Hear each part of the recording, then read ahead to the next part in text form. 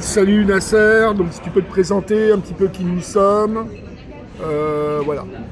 Bonjour, moi je suis Nasser, militant du réseau Plateforme Jaune, qui est une plateforme réseau de militants aspirant à l'auto-organisation des travailleurs, des masses populaires et des acteurs de la lutte autour de la perspective du socialisme autogestionnaire et conseilliste en tant Voilà. que horizontal. Voilà, en opposition évidemment.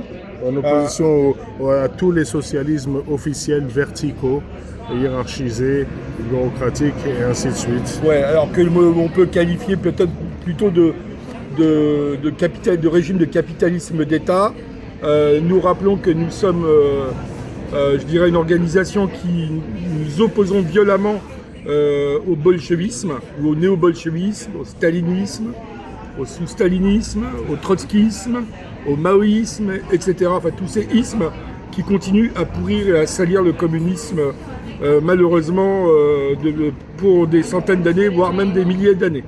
Bon, on va peut-être revenir dans un premier temps sur la lutte contre la réforme de la retraite qui a eu lieu donc courant 2024. Ouais, c'est ça, hein, 2023-2024. Oui.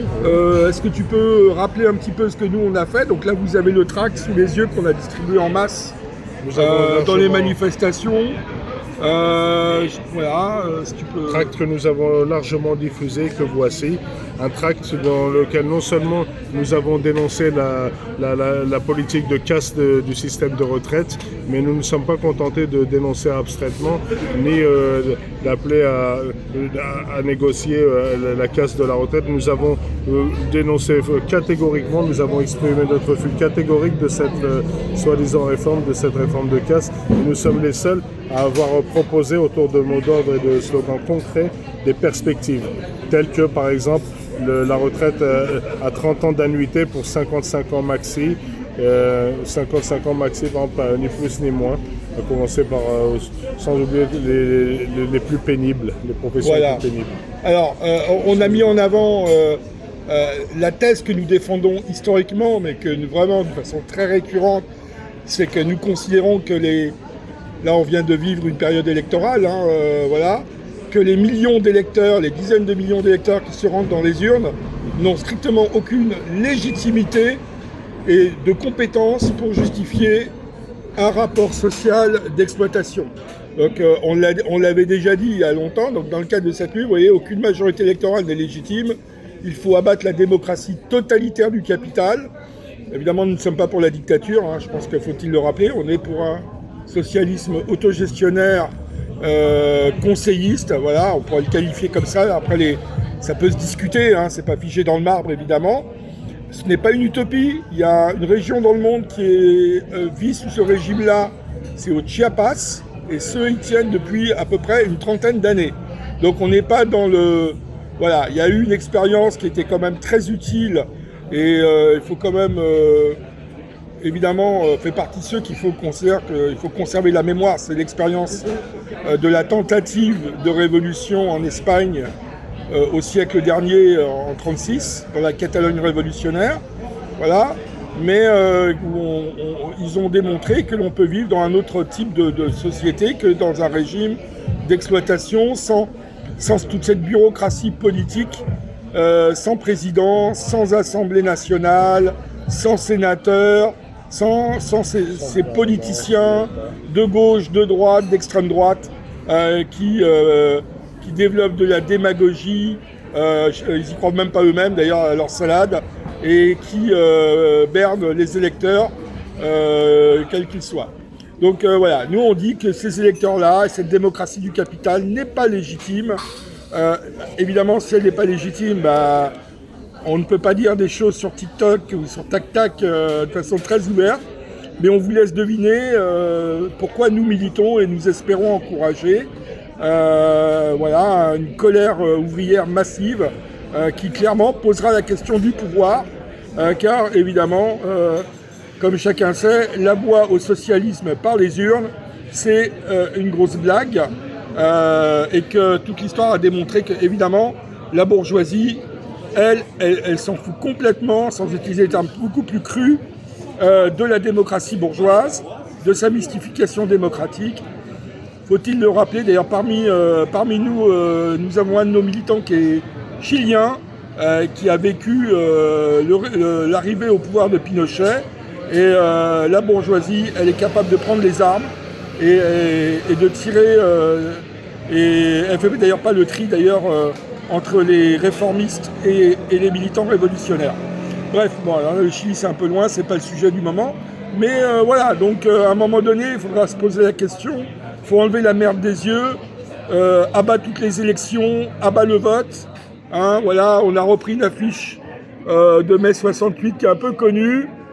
Voilà votre bulletin de vote, il est là le bulletin de vote. C'est quand même pas compliqué. Une révolution sociale, faut-il le rappeler, peut-être c'est pas uniquement la grève dans les entreprises. Il y a d'autres méthodes d'action. D'ailleurs, il y a un certain Émile Pouget, militant anarchiste du siècle dernier, qui avait sorti un très bon bouquin que je vous invite à relire, qu'on trouve très facilement sur Internet. Hein, c'est pas très compliqué. Voilà, le titre de livre veut tout dire, c'est le programme de Plateforme Jaune. Voilà. Donc, je sais pas, je te redonne la parole, j'ai peut-être un peu parlé trop là. Qu'est-ce qui a manqué notamment aux organisations dites d'extrême gauche? Qu'est-ce que tu en penses en général? Ce que je pense quant aux organisations d'extrême gauche, c'est le manque de clarté et de propositions concrètes d'en finir avec le capitalisme, plus concrètement que ça, de parler et c'est regrettable aussi que le programme socialiste ne soit pas assez présent, qu'on parle, sauf dans les sectes, qu'on parle concrètement de socialisme, de pouvoir des travailleurs et de la population. Et ce qu'on peut leur reprocher aussi, c'est le fétichisme de la transition, quand ils reprochent à tel ou tel militant de ne pas être assez transitoire, ou quand ils insistent sur la nécessité d'être transitoire. Tu peux pas peut-être des mots d'ordre. Des mots d'ordre transitoire ou la logique transitoire. Voilà, parce qu'ils oublient que la classe ouvrière ils oublient que la classe ouvrière n'est pas consciente, et ils oublient que les conditions matérielles, et sociales, politiques et intellectuelles ont bien évolué par rapport à un niveau supérieur, par rapport à ce que les premiers pionniers du socialisme imaginaient. Ce qui fait que même s'il faudrait une transition, ce serait d'une autre forme qui servirait à assurer le développement au niveau de l'échelle de la planète. C'est pas par fétichisme de la transition pour être transitoire, parce que Marx a dit, Lénine a dit, Trotsky a dit, et ainsi de suite. Ouais. Alors d'abord, là on va revenir après, la question de la retraite. De toute façon, pour nous, Lénine, Trotsky et Staline, c'était clairement des fossoyeurs du communisme, et finalement, avec le recul que nous avons, les informations que nous avons, les recherches que l'on a fait d'un point de vue historique, c'était clairement une petite bourgeoisie qui a instrumentalisé une insurrection ouvrière pour instaurer finalement un régime de capitalisme d'État. Donc pour nous, ces gens-là n'ont strictement aucune crédibilité. Mais faut-il rappeler que toutes les organisations trotskistes se revendiquent beaucoup évidemment du fameux programme de transition, pour ceux qui ne le connaissent pas, qui a été rédigé par Trotsky dans les années 30, voilà, et dans lequel il développe une théorie. Voilà, il faut mettre en avant des mesures provisoires, transitoires, des revendications transitoires, et faire le lien avec le programme maximum qui serait le communisme. Alors de toute façon, évidemment, il y a beaucoup de choses à dire sur les théories fumeuses de Trotsky et son histoire politique, mais là c'est pas le sujet. Et en fait, en réalité, on s'aperçoit que toutes ces organisations finalement appliquent cette théorie d'une façon évidemment dogmatique et religieuse, mais pour finalement mettre en place des mots d'ordre qui sont des mots d'ordre dignes des organisations réformistes. Donc on peut dire qu'à la limite, très franchement, moi si je voulais faire du réformisme, je le ferais pour du fric, ou pour avoir une petite carrière. J'irais m'inscrire dans un parti réformiste, ouvertement réformiste, et à la limite, je dirais qu'on a plus d'honneur à militer au PCF quand on est réformiste, le PCF, Parti communiste français, ou à la France insoumise, quoique d'ailleurs les organisations dites réformistes d'aujourd'hui ne se revendiquent même plus du socialisme, puisque leur projet politique, c'est même pas d'aller par la réforme et par les urnes vers le socialisme, c'est plutôt d'aménager un capitalisme, ou prétendument de développer un esclavagisme aménagé humain, etc. Donc moi, je me ferais pas chier à militer dans une organisation d'extrême gauche, juste pour dire aux travailleurs, il faut augmenter les retraites, les patrons sont des méchants, les ouvriers sont des gentils, hein, à la mode de lutte ouvrière, par exemple, une organisation trotskiste historique en France. On n'a pas besoin de lutte ouvrière pour savoir que les patrons sont les méchants et que les ouvriers sont les gentils. À un moment donné, voilà, ce que nos frères de classe ont besoin, c'est de perspectives ouvertement révolutionnaires. Voilà, c'est pas de ces mots d'ordre transitoires. Voilà, je vais pas utiliser des mots vulgaires, mais bon, voilà, imbécile, quoi, enfantin. Et moi, voilà, si c'est pour porter des mots d'ordre à la mode Mélenchon, ben, je vais militer avec Mélenchon. Je vais pas me faire chier à militer dans des sectes gauchistes qui finalement ne correspondent pas vraiment à notre conviction. Et puis autant le faire pour du fric, quoi, quelque part. Voilà. Nous, quand on imprime des tracts, on les paye avec nos salaires. Hein. On n'attend aucune, d'ailleurs on n'en veut pas d'ailleurs, évidemment, mais on n'a aucun espoir d'avoir une reconnaissance sur le plan personnel, voilà, mais aussi d'ordre financier. Donc je veux dire, voilà, il faut à un moment donné, voilà, je veux dire, moi j'ai beaucoup de mal à comprendre d'ailleurs ceux qui militent dans ces organisations-là, parce que finalement elles ne servent à rien, à part finalement apporter une caution de gauche à l'impasse du réformisme. Voilà, si tu peux peut-être rebondir sur ce que j'ai dit. J'ai le dit avec des mots simples, hein, nous sommes des militants, on n'est pas des professionnels, on est des travailleurs avant tout, faut-il le rappeler, hein, voilà. Et on ne veut pas être professionnel. Sinon, pour tout le reste, j'appuie la requête de mon camarade et de ce qui a été dit. Et je maintiens ce que j'avais dit tout à l'heure sur la transition, que la nouvelle transition ne servirait qu'à assurer le développement dont on a besoin pour que le communisme soit atteint, mais à partir du démarrage à compter d'un niveau plus élevé du socialisme par rapport à ce que les premiers pionniers du socialisme préconisaient. Quant à la logique du réformisme, on peut parler, je voulais rajouter qu'on peut parler de néo-réformisme dans la mesure où non seulement le socialisme a disparu de leur horizon, mais par rapport aux conditions de notre époque, à notre époque elle-même, et du fait qu'ils visent maintenant, à notre époque, à aménager le capitalisme, c'est en ce sens qu'on peut parler de néo-réformisme. Voilà. Donc, voilà, on va passer maintenant, donc à la fameuse brochure donc, qui a été distribuée abondamment depuis le 1er mai dernier, le 1er mai 2024, hein, qui est consacrée donc à couper vraiment, à crever l'abcès du bolchevisme, qui pour nous est clairement responsable et la tragédie, au-delà de la tragédie, la défaite la plus grave du XXe siècle, qui a barré la route au communisme, clairement, hein, parce que je le rappelle, parmi Plateforme Jaune, il y a des camarades d'ailleurs qui sont anarchistes, hein, ou qui sont anarchistes, qui se pensent anarchistes, etc. Hein, voilà. Il y a d'autres camarades qui sont inspirés, ou en tout cas d'une façon non dogmatique, par l'héritage et l'œuvre politique de la première internationale, donc de Marx et de Engels, hein, sans dogmatisme et sans prétention non plus, hein, voilà. Mais on se rejoint sur la plateforme, on est d'accord sur l'objectif politique, même si on a entre nous aussi des divergences, des désaccords, hein, on ne va pas le cacher, mais on est d'accord sur l'idée qu'il faut vraiment dénoncer le poison du bolchevisme et les fausses icônes.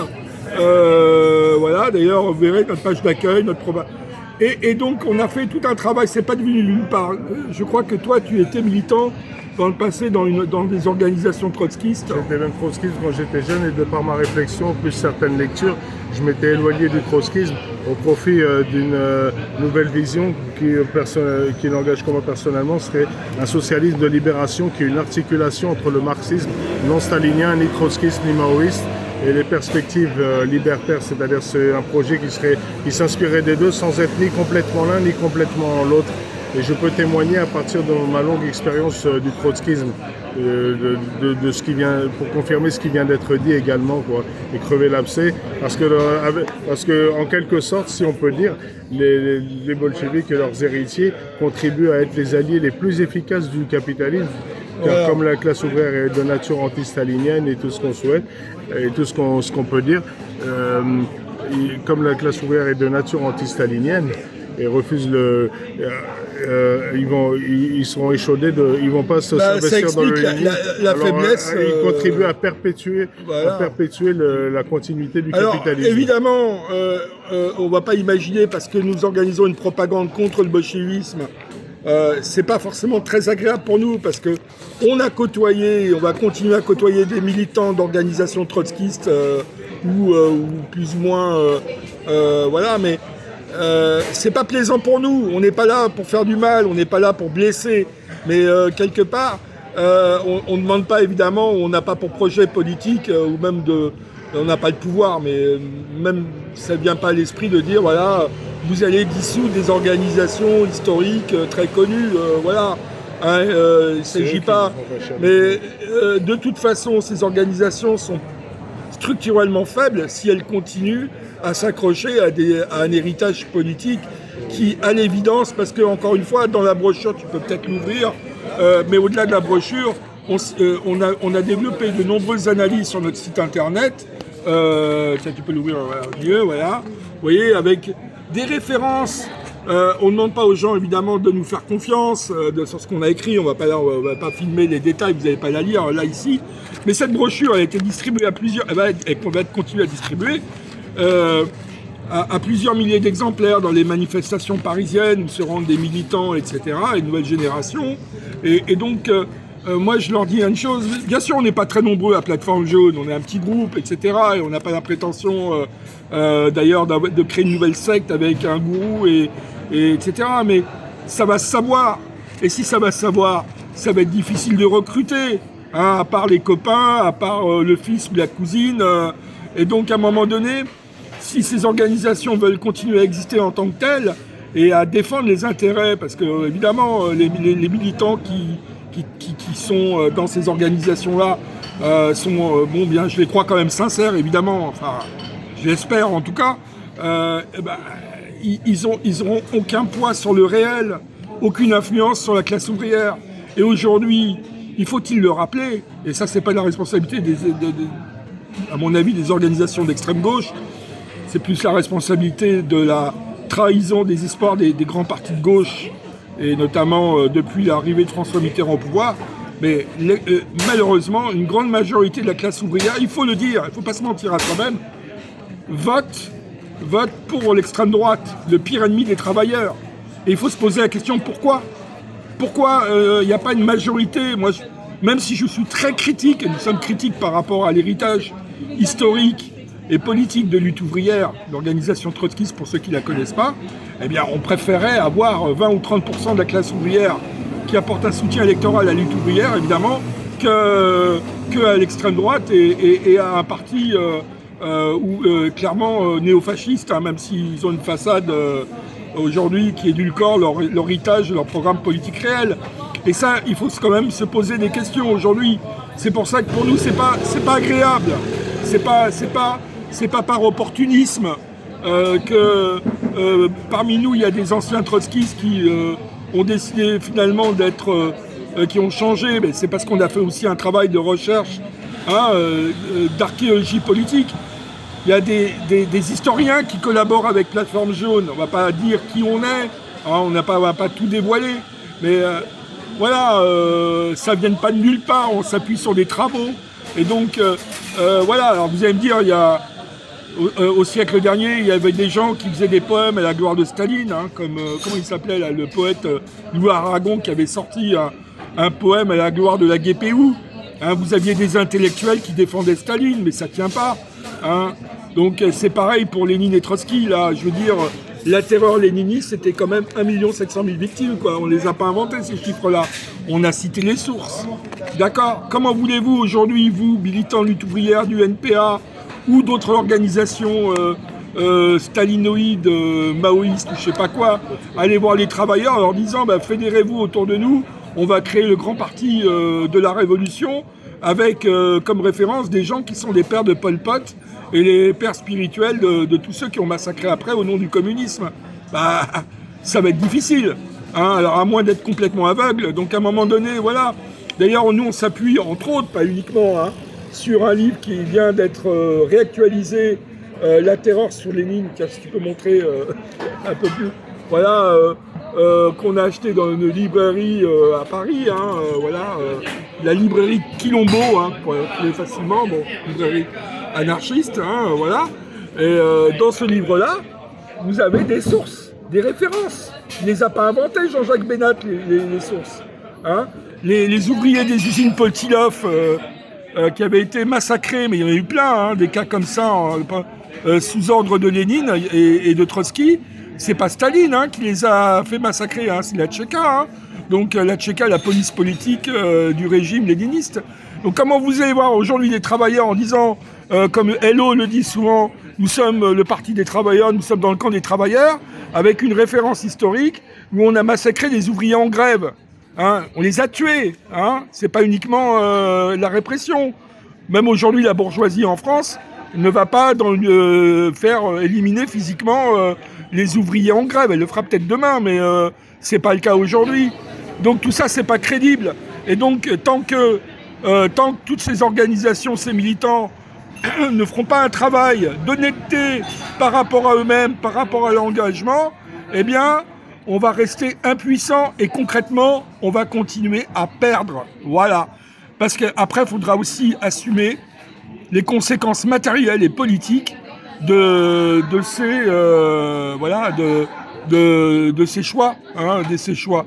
Donc voilà. Alors nous, on appelle, c'est pour ça qu'on appelle de toute façon à ne faire confiance à aucun parti ou à aucune organisation. D'ailleurs, personne ne demande de faire confiance à Plateforme Jaune. Hein, voilà. On incite les gens à réfléchir par eux-mêmes, à lire par eux-mêmes, voilà. À développer leur propre réflexion. Car nous sommes pas, comme nous ne sommes pas une énième secte, c'est pas dans la logique, nous ne situons pas dans la logique, voilà ce qu'il faut penser, voilà ce qu'il faut penser. Nous proposons une pensée et une perspective à chacun, libre à lui de faire sa perspective, de se faire son opinion, de développer sa réflexion et sa propre pensée par rapport à là. Voilà. Donc voilà, je pense qu'il y a un travail qui est à faire, de revisiter l'histoire du mouvement ouvrier, c'est de comprendre les raisons de ces échecs, parce que le mouvement, malheureusement, aujourd'hui on est quand même aux portes, moi je suis pas d'accord, enfin, il y en a qui n'en ont pas forcément très conscience. Alors, c'est vrai qu'on a un camarade chez nous qui est un Chilien qui nous a dit d'ailleurs concrètement, à l'extrême gauche, on n'est pas habitué à vivre un régime fasciste. Eh bien, malheureusement, on risque dans les années qui viennent d'avoir Le Pen au pouvoir, et ça, c'est très grave. Et honnêtement, ça craint. Il y en a qui pensent qu'ils n'en ont pas conscience, mais honnêtement, ça craint. Le RN au pouvoir, c'est le fascisme. Hein, c'est le fascisme au pouvoir, et on est aux portes du fascisme au pouvoir aujourd'hui. Et de toute façon, comme chacun sait, Macron applique déjà le programme de Marine Le Pen, toutes les mesures contre les travailleurs immigrés, tu peux peut-être en parler. C'est déjà le programme de Marine Le Pen qui est au pouvoir. Hein.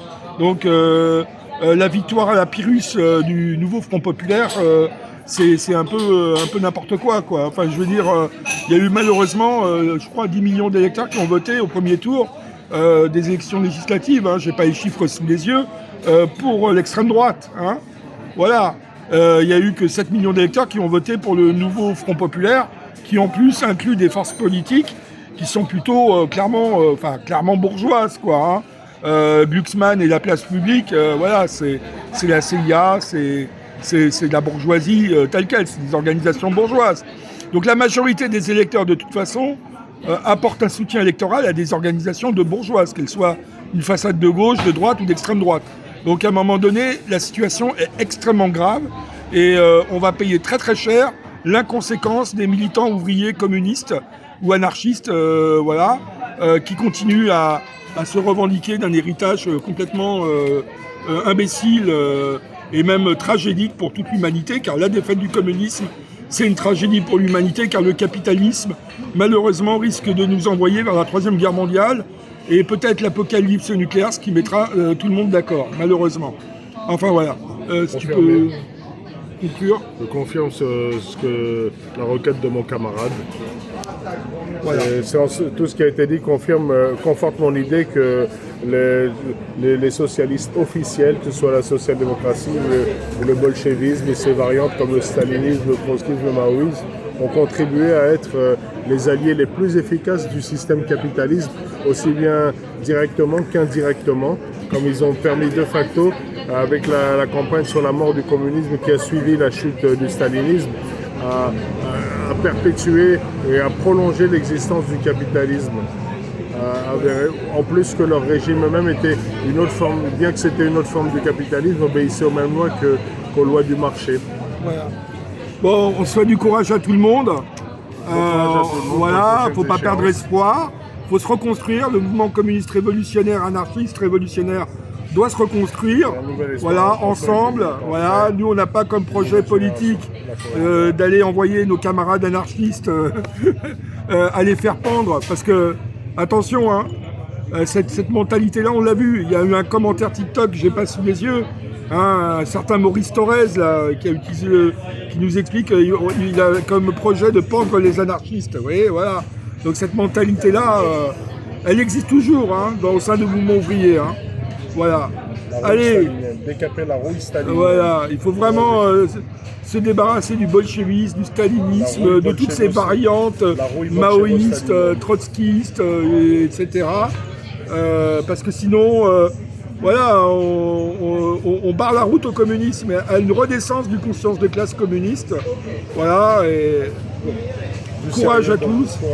Voilà, je vous invite d'ailleurs, pour terminer le propos, à relire un texte de Otto Rühle que j'ai trouvé très bien, qui avait l'air, vous pouvez très facilement trouver sur Internet. Attends, je crois que la photo du... Voilà, je vais la mettre là. La révolution n'est pas une affaire de parti. Il avait même sorti un autre texte intéressant, Fascisme brun ou fascisme rouge, où il critiquait aussi le bolchevisme, évidemment, déjà à l'époque. On va peut-être citer pour terminer Otto Rühle, qui était un des fondateurs d'une fraction de gauche du KAPD au siècle dernier, qui était un parti communiste ouvrier allemand, de mémoire. Je le cite, la révolution n'est pas une affaire de parti. Alors il citait les partis sociaux-démocrates de l'époque, de son contemporain en Allemagne. Les trois partis sociaux-démocrates ont la folie de considérer la révolution comme leur propre affaire de parti et de proclamer la victoire de la révolution comme leur but de parti. La révolution est l'affaire politique et économique de la totalité de la classe prolétarienne. Seul le prolétariat en tant que classe peut mener la révolution à la victoire. Tout le reste est superstition, démagogie, charlatanerie politique, déclare-t-il dans sa brochure. Voilà, donc lisez-le, c'est très, très intéressant. Et d'ailleurs, lui-même le disait, enfin nous on dit aussi, la lutte contre le fascisme commence par la lutte contre le bolchevisme. Enfin, je crois que c'est nous qui l'avons dit, voilà. Je ne sais plus si c'est lui, enfin peu importe. En tout cas, nous, on s'inscrit dans la continuité de ce que pensaient les thèses de Otto Rühle. La révolution n'est pas une affaire de parti. Tous ceux qui vont raconter ça sont des escrocs politiques qui ont peut-être l'ambition de créer une petite secte avec des goûts. Voilà. On perd notre temps et on n'a pas de temps à perdre en 2024. La situation est très grave et l'extrême droite est aux portes du pouvoir. Ça ne sert à rien donc comme on dit toujours, de se mentir à soi-même. Et voilà. Pour conclure, on garde espoir, bon courage. De toute façon, la lutte des classes, ça s'impose à nous. C'est pas un choix. Et bon courage à tous. Et n'hésitez pas à diffuser nos idées qui ne sont pas figées dans le marbre, qui est une base de discussion. Bon courage et à bientôt.